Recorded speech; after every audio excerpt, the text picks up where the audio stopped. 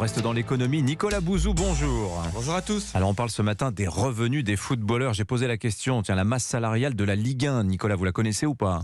Ah, dites-moi. Environ 2 milliards d'euros et 25% d'augmentation en 4 ans. C'est pas mal. Hein.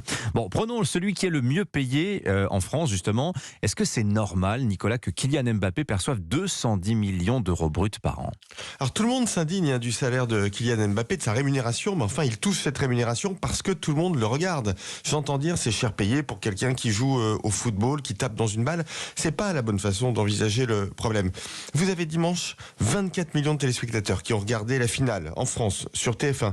Ça représente plus de 80% de la population âgée de 4 ans et plus.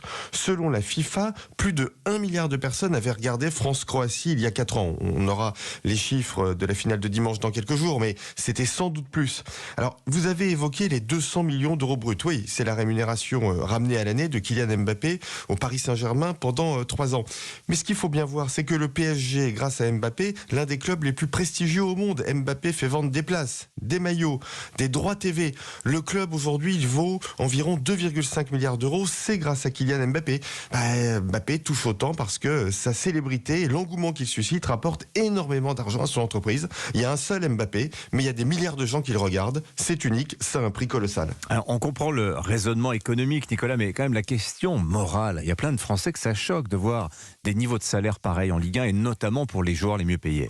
Je comprends bien, mais enfin cet argent il le vole à personne. Vous me pardonnerez d'y voir parfois dans ces critiques un peu de ressentiment social. Mais surtout, Kylian Mbappé, il verse des millions tous les mois de cotisations salariales, des millions d'impôts sur le revenu. Ça doit représenter à peu près, j'ai fait le calcul, 10 millions d'euros de prélèvements directs par mois. Il donne du plaisir à des millions de gens, il est unique, il finance une part non négligeable de la solidarité et des services publics en France. Et puis, permettez-moi Dimitri de rappeler une évidence, le scandale c'est rarement la richesse, c'est toujours la pauvreté. Alors merci Kylian d'être un exemple de travail et d'excellence. Ah bah voilà, il a un fan de plus avec en la personne de Il n'en avait Nicolas pas Bouzou. besoin.